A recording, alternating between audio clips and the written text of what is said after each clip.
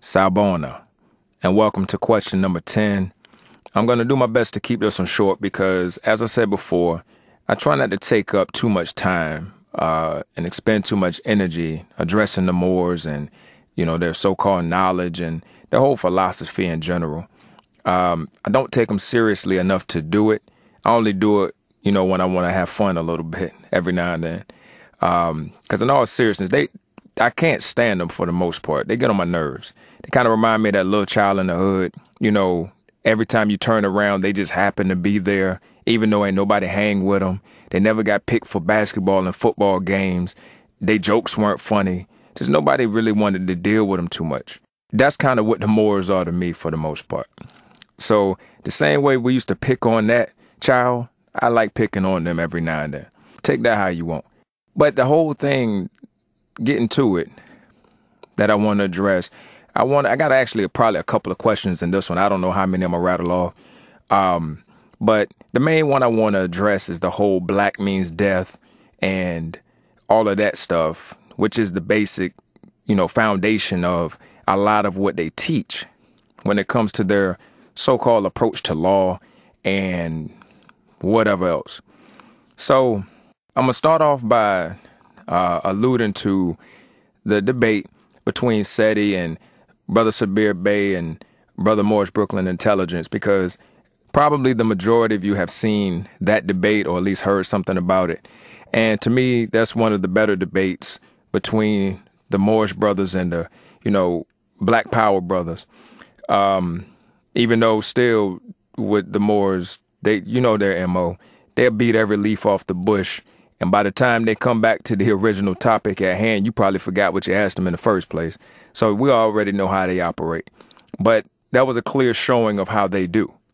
But anyway, there was a couple of things in there that I would like to address. And this is not really addressing that video particularly or that debate, because a lot of what they said is what a lot of Moors follow. So I'm addressing Moors in general, but I'm just going to point to that debate so you can see some of the things that they do and they say. So one of the questions that Brother Morris Brooklyn Intelligence asked was, why would a people who have been here before the Europeans, because, they don't say we're black and they don't call the white man white. They say, Europeans and we're Moors and all that garbage. But anyway, point being, he said, why would a people who have been here before Europeans call themselves black?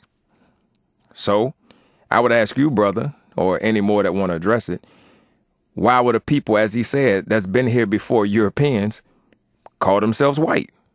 You got to explain that one to me. I know y'all do the whole black and white does not mean skin color. Black and white is your status in law, which is what I'm going to get to in a few. That's the main question. I'm going to get to that in a few. But what they're basically saying, which would make sense if you didn't listen close enough and didn't understand African tradition or world tradition before the Moorish crap, they're saying that if a people who have been here, all black, all different shades of dark tones and whatever, as they call melanated people, and we were here before the Europeans as we were, then we would have no reason to call ourselves any particular color or demarcation because we were all pretty much the same.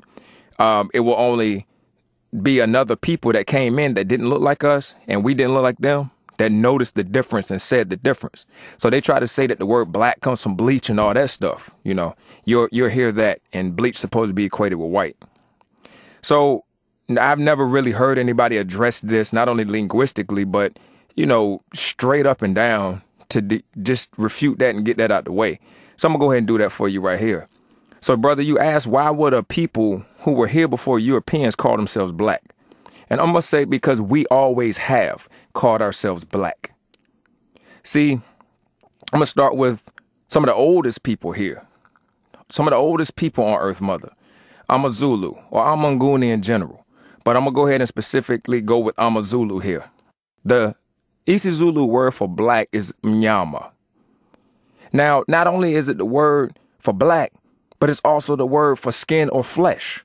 So, brother, we did not get our title or our name or our color from anybody looking at us and calling us something different from themselves.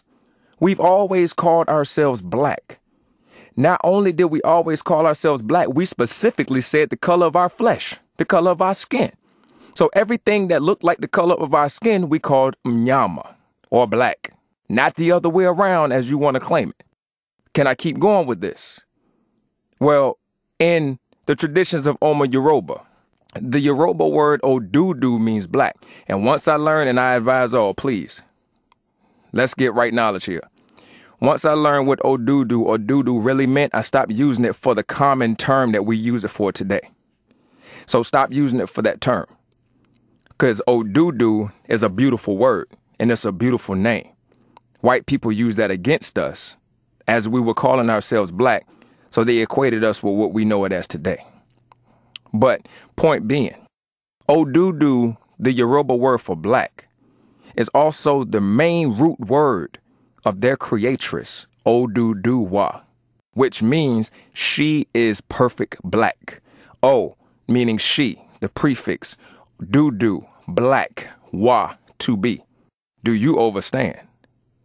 I will keep going. Since you don't want to be African, since you don't want to be anything black, you don't want to be anything from the mother continent, I'm going to go ahead and put you in India, because a lot of y'all want to rock the turbans. A lot of y'all want to rock the tassels and the fezzes. So let's go ahead to India. The original name for Krishna, Krishna in itself meaning black, but even before then, before he got his name Krishna, before he became Ish, before it was Vishnu, the original word for that deity, as you know, was Shyama Sundara, which means he who is most perfect black. What is the word for black in that language? Siyama or Siyamaha. Does not Siyama in that Sanskrit language sound identical or very close to the relation to isiZulu, which is Mnyama? Siyama, black, Mnyama, black. So not only did we equate it with our skins, but we equated it with our most high creators. We equated it with our most beautiful ancestors. So why would a people who have been here before Europeans call themselves black, before white people call themselves black? Because that's what we were. So when we saw these strange people come into our lands, we called them Mzungu, those not like us. We called them Mlaka, which means the strange people, the foreigners in our land, in the Tamil language, that is. We called them the ones who did not look like us. If we went farther north, they became the Muzungu. But we knew for a fact we did not get our name from them. They got their name and their description from us, who have always called ourselves black. And we said they were not black.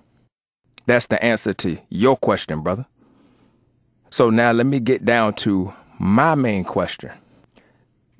You predicate your entire philosophy, this whole Moor science temple, this whole Drew Ali, whatever it is that y'all teach, the seventh circle, whatever y'all coming up out of, and this whole thing about this pseudo law you're using. You, as many of you heard, say that you taught the white man law. So it's not the white man's law, it's Moorish law. You taught the white man language. So it's not the white man's dictionary, it's your dictionary. So if that's the case, and the white man's law that you taught him says black means death and black is something not equal to white and not pure in status. If you taught him his language, as you call, this is your variation of Latin, as the brother Morris Brooklyn specifically said, this is our variation of Latin, Sanskrit, Indo-European. If you taught him the word black, then that means you also taught him that black means death, that he uses in his law. You also taught him that black means death when he uses it in his dictionaries. Because black does not mean death to us. The word Negro does not come from necro. You want to tell everybody to do some research? Go do your research. The word Negro comes from Nkora or Nkora. That's why all of our West African nations at one point in time were called Nkora. You still got so-called Nigeria, Niger, and all of these other lands that carry the root word, and it meant my king. It did not mean death. It was not necro. It was some hick hillbilly down south that couldn't pronounce what we were saying when we said Ngora. And you still have the land Angola, Western Kukongo. So do your research before you start pointing fingers and telling everybody to do this, because that's another thing I can't stand about y'all. Y'all want to claim everything except when you're wrong. You want to always be right about everything. You have never heard a Moor say that they were wrong about anything. You have never heard a Moor say some information that they did not try to beat around the bush to back up, even when they were dead wrong about it. So I'm going to call you out, brother. You're dead wrong. Challenge me on it. I got you. So since that's the case, you taught that white man that. Even if you taught him Greek and you said necro was death, then that means you still taught him that black meant death, if that's your definition of it. So I got to ask you, not only brother Moore's Brooklyn Intelligence, not only brother Sabir Bey, but every single Moor that want to represent whatever that message or represent, every Moor that chooses not to be beautiful black African. I need you to tell me, why would you teach them that black means death if that's your law? And on that note, since black means death, are you saying that, yes, we are white? Because nobody ever called us Moor. We were never Moors. You got that name when the Arab made you a slave. Nobody ever called themselves a Moor. People try to say that there was a small North African group called themselves Moors. Brothers and sisters, I call y'all brothers and sisters because you're black. I don't call you brothers and sisters because I like you and call you family. I know you black. I know where you came from. I don't care if you acknowledge it or not. That's why you're my brother and my sister. Other than that, that's why I leave it. But you were a Moor and still are a Moor because that's what the Arab Turk Persian named you when you had to convert to Islam between 638 and 708. That's when you became a Moor. Since you want to say 46 BC, that's so ancient for some apparent reason. You keep going back as your farthest date for somebody saying your word. You got to tell me, if that's the case, when they were calling you Moor then why did it still mean something dead? You have the word remorse, remorse, remorse. You have morose, something sullen, gloomy, close to death. You have mortuary, where you bury dead people. You have morbid. See, I can name so many words in this language you say you created that this word more means something dead. It means something negative. Yet, I'm going to leave it at that. Because as you always tell people, my brothers and my sisters who are so-called Moors, go do your research. So come at me with these questions here.